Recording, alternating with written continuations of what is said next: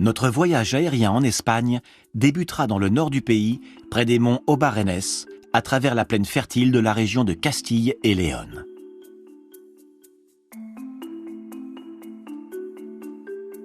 Nous découvrirons ensuite la vallée animée de Bilbao, dans le Pays basque espagnol. Puis nous survolerons la côte atlantique et le port de Mundaka.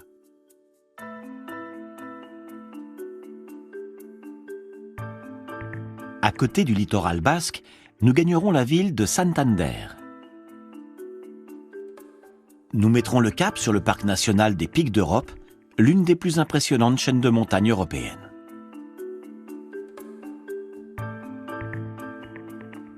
Notre voyage s'achèvera dans un célèbre lieu de pèlerinage, Notre-Dame de Covadonga.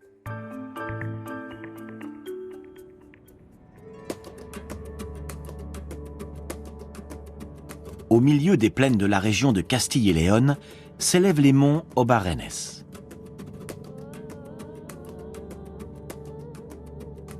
Ce parc naturel affiche un paysage varié avec de larges vallées, des gorges abruptes et d'anciennes formations rocheuses du Jurassique.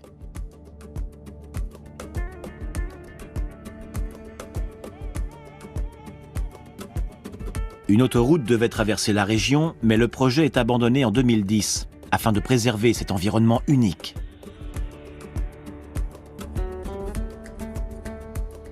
Les vallées sont recouvertes de forêts aux écosystèmes riches.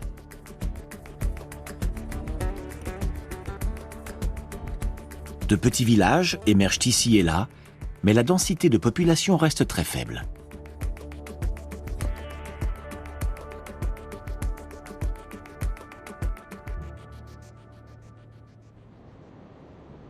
Au fil du temps, d'anciens cours d'eau ont creusé des gorges profondes et déchiquetées. Elles sont aujourd'hui traversées par des routes.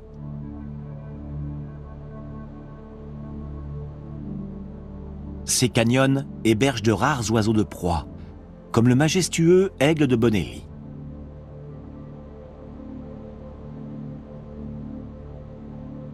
Autrefois, un tel décor était le cadre idéal pour repousser des attaques ennemies.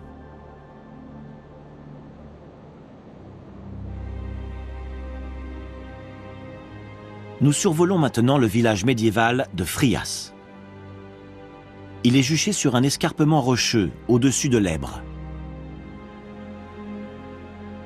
Si son origine remonte au IXe siècle, c'est au début du XIIIe qu'il se développe, lorsque le roi Alphonse VIII entreprend de repeupler cette vallée de l'ancienne Castille. Le château des ducs de Frias domine la ville médiévale.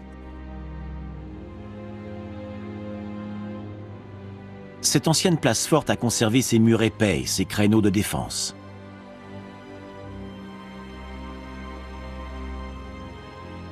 Le haut donjon était conçu pour être complètement indépendant, avec sa propre alimentation en eau. À ce jour, les portes du château restent le seul point d'accès à la ville. À l'autre bout du village se dresse un autre monument emblématique de Frias, l'église Saint-Vincent le Martyr. Elle possédait un portail roman qui a été donné à un musée de New York après l'écroulement de sa tour en 1904. L'église a quand même retrouvé une certaine splendeur après des travaux de restauration.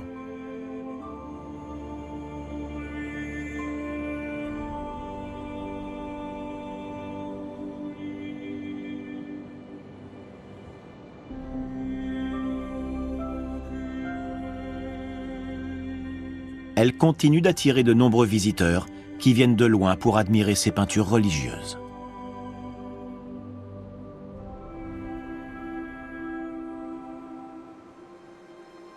En contrebas de la ville, un pont roman enjambe l'Èbre.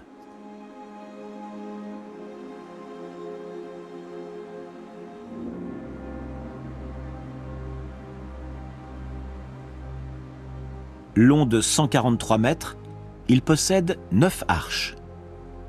Il est doté d'une tour défensive pentagonale au XIVe siècle.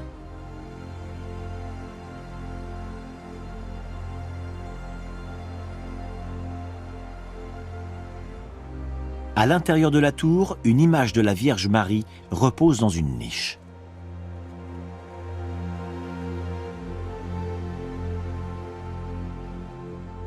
Après Frias, nous survolons le parc naturel de Valderejo. Les montagnes qui le composent forment un pli géologique dans la croûte terrestre appelé anticlinal. Cette formation rocheuse s'est fendue par endroits pour former ses parois calcaires à pic. Le parc présente un écosystème très diversifié, influencé par des étés secs et chauds et des grosses chutes de neige en hiver. Ce climat a donné naissance à d'épaisses forêts de chênes verts, de pins et de hêtres. Là vivent de grands mammifères, comme le chevreuil et le sanglier, et plusieurs espèces d'oiseaux de proie, dont une importante colonie de vautours fauves.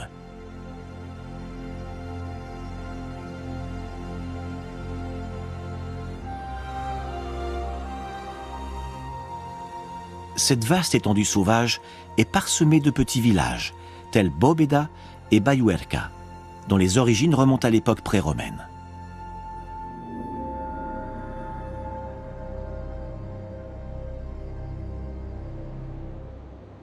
Ces paysages spectaculaires sont une parfaite illustration de l'histoire géologique de l'Espagne, à l'image de ces collines calcaires traversées de cercles concentriques.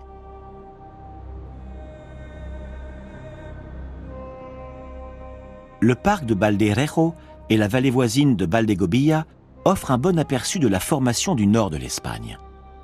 C'est une région qui reste encore aujourd'hui en grande partie inhabitée. Ces falaises vertigineuses, ces ravins escarpés et ces forêts denses sont un paradis pour les amoureux de la nature.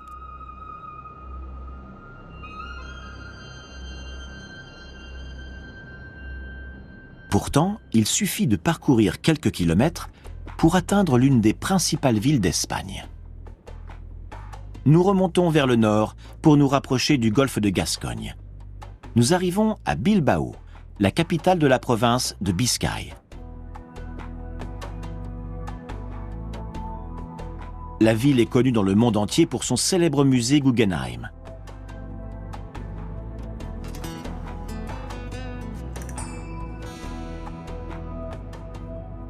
Au bord du fleuve Nerbion, cet édifice étonnant est l'œuvre de l'architecte américano-canadien Frank Gehry.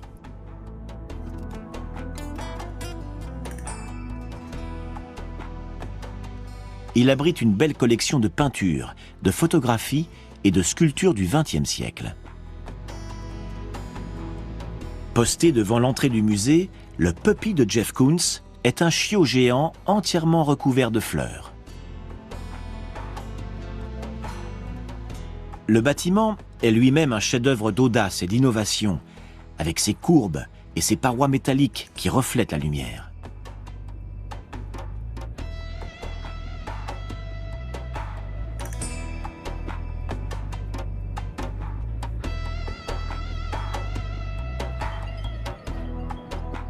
L'ouverture du Guggenheim en 1997 avait pour but de redynamiser la ville tout entière, et le succès a été presque immédiat. Aujourd'hui, le musée attire plus d'1 million de visiteurs par an.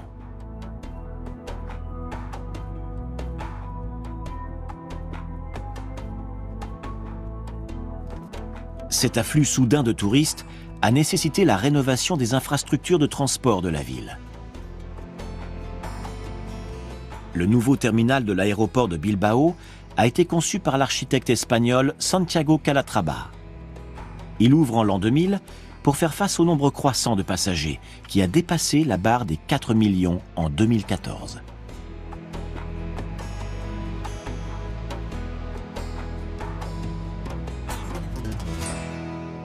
Non loin de là, l'estuaire d'Urdaibai, qui débouche sur le golfe de Gascogne, est une destination prisée des vacanciers. Ici, des villages comme Sucarrieta sont réputés pour leurs maisons de pêcheurs médiévales et leurs ports. Juste à côté, Mundaka pourrait être la plus ancienne ville de la province. L'infante d'Écosse y aurait donné naissance au premier duc de Biscaye, à la fin du XIe siècle.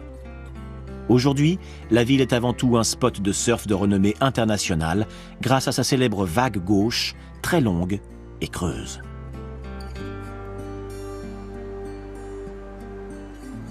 Le littoral basque est parsemé de forêts montagneuses et de villages chargés d'histoire.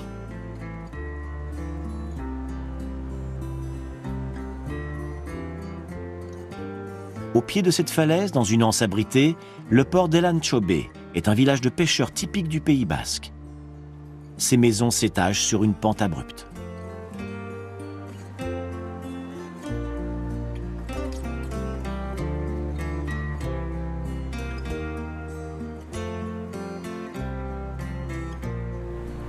Pendant plusieurs centaines d'années, les Basques ont dominé le commerce baleinier mondial.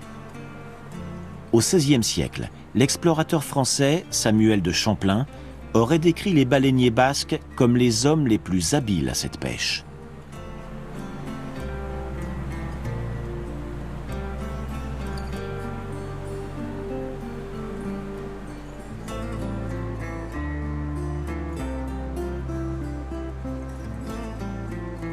Les Basques ont progressivement cessé de pêcher la baleine au XIXe siècle. La pêche reste néanmoins une activité économique très importante dans la région, et son histoire maritime fait toujours la fierté des habitants.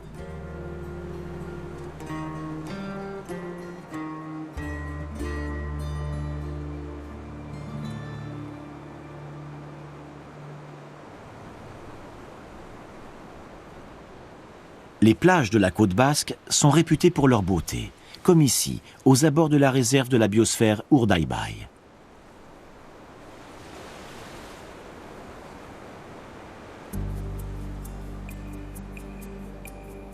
Plus à l'ouest, au-delà de l'estuaire d'Urdaibai, nous arrivons à Bermeo, l'un des plus importants ports de pêche du Pays basque.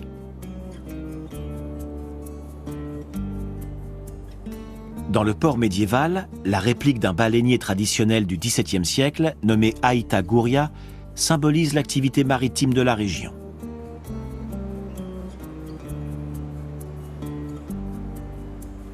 Derrière le front de mer s'étend la vieille ville, fondée au XIIIe siècle.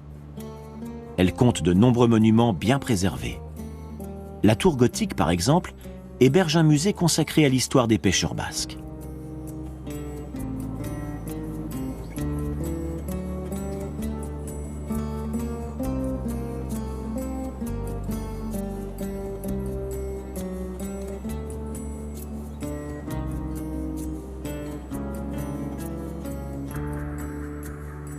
À l'ouest de cette péninsule, nous découvrons l'un des joyaux de la côte basque, le petit îlot de San Juan de Gatzilugatxe.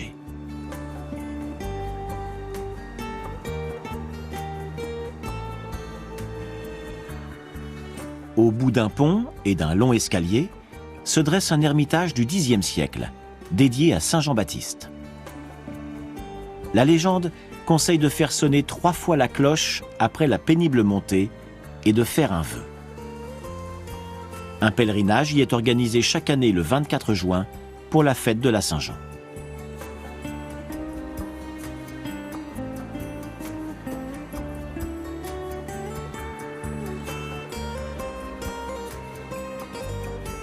Toujours vers l'ouest, à nouveau en direction de Bilbao, nous survolons de nombreux petits villages. Ces anciens ports de pêche florissants vivent désormais essentiellement du tourisme.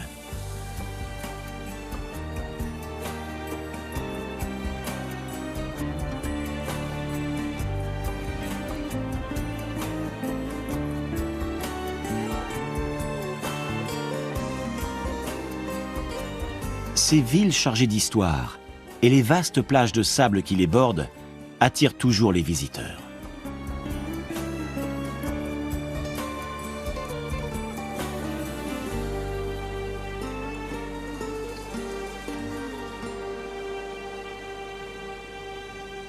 Au loin, nous apercevons Getxo.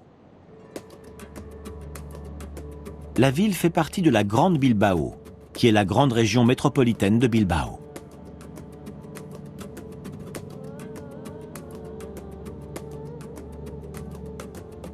Le port de plaisance de Getxo, inauguré en 1998, est le plus important du Pays basque.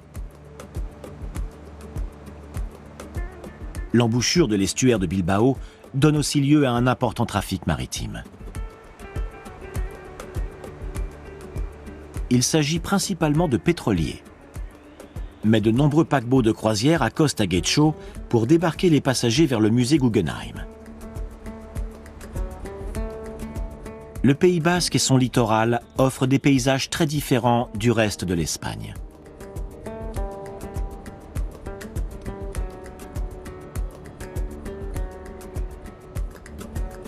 Des routes et des chemins serpentent à travers des parois escarpées, révélant des villages cachés.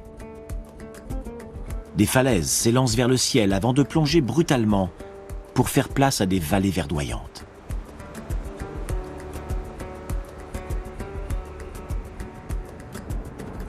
Plus à l'ouest, nous franchissons la frontière de la Cantabrie et survolons la vaste Ria de Tretto. Les stations balnéaires de Santoña et Laredo surplombent cet estuaire.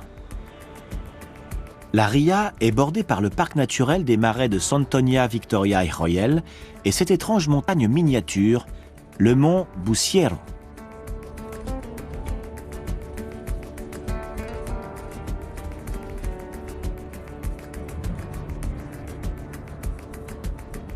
De l'autre côté des monts Cantabriques, le relief s'émousse et fait place à la baie de Santander.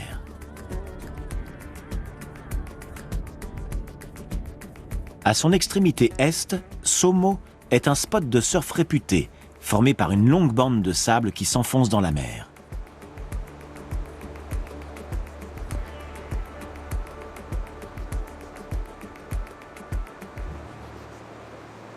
À l'ouest, nous découvrons la ville de Santander, chef-lieu de la région cantabrique.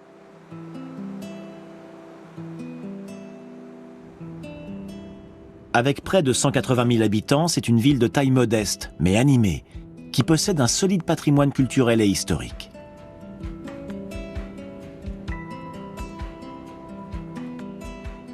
Santander occupe une large baie, délimitée par la superbe presqu'île de la Magdalena.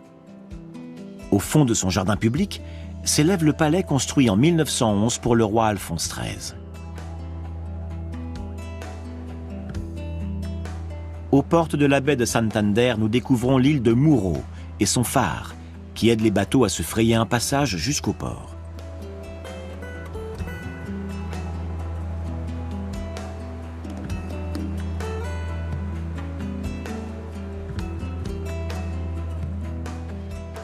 Un autre phare se dresse plus à l'ouest, le phare de Cabo Mayor, juché sur une haute falaise.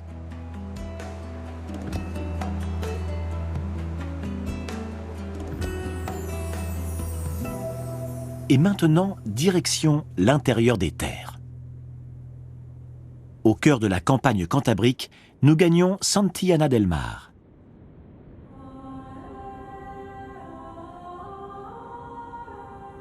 Ce village est célèbre pour la collégiale Sainte-Julienne. Avant d'être une église, le bâtiment était un monastère qui conservait déjà les reliques de Sainte-Julienne au IXe siècle.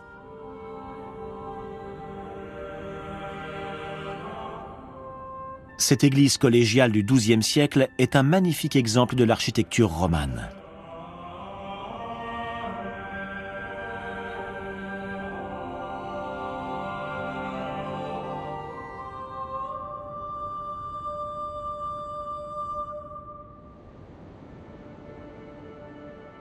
Dans le lointain, nous commençons à distinguer les montagnes majestueuses du parc national des Pics d'Europe. Cet ensemble naturel est si précieux que le gouvernement espagnol a interdit le survol de certaines zones à tous les avions, y compris les appareils militaires. On dit que ces montagnes auraient été baptisées Pics d'Europe car elles étaient les premières terres que les navigateurs en provenance du Nouveau Monde distinguaient à l'approche du continent. Le massif le plus élevé de ces impressionnants sommets atteint 2648 mètres de haut.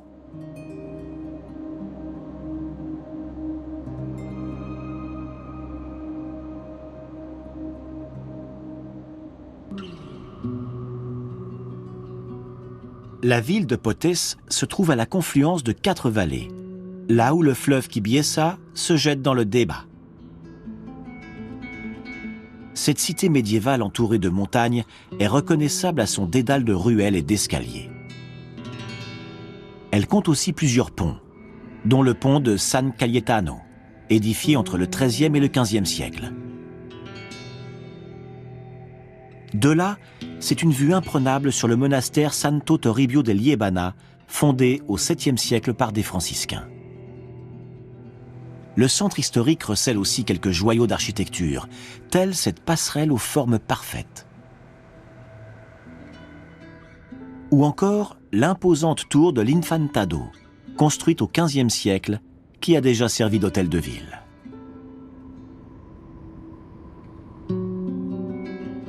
Potes est une halte agréable avant de poursuivre l'exploration des paysages sauvages et montagneux qui entourent la ville.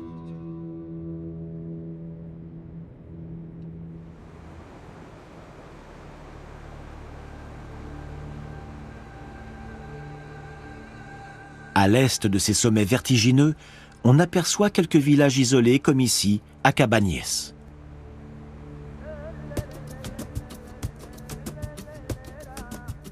Les pics d'Europe sont essentiellement calcaires. Cette roche, déformée par la glaciation, a créé un phénomène karstique, ce qui désigne en géologie la corrosion du calcaire.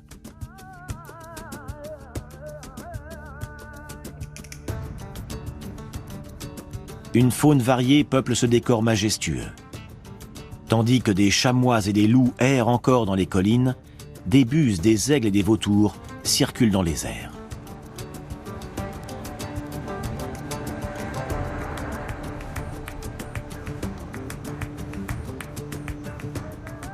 Des passionnés d'escalade et de randonnée s'y croisent aussi.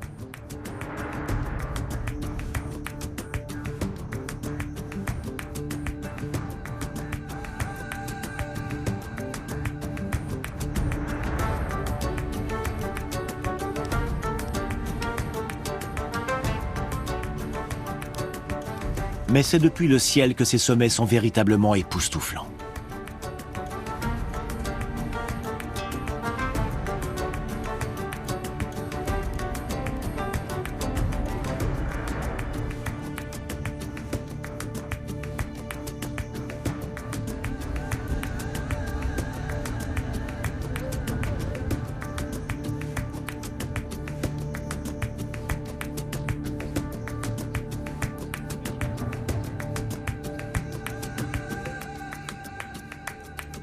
Nous atteignons maintenant l'extrémité nord du parc et le terme de notre voyage, la basilique de Covadonga.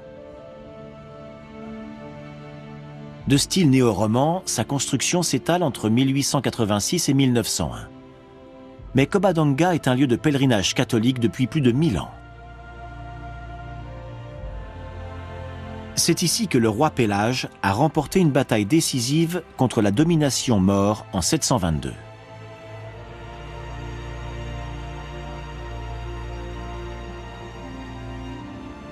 Selon la légende, Pélage se serait retiré dans une grotte où un ermite conservait une statue de la Vierge Marie, et il aurait prié la Vierge de lui donner la victoire.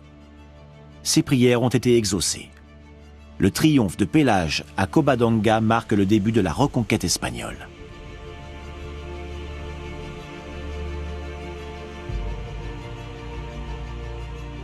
Encore aujourd'hui, des catholiques du monde entier viennent rendre hommage à cette Vierge des batailles, symbole du retour des chrétiens dans le pays.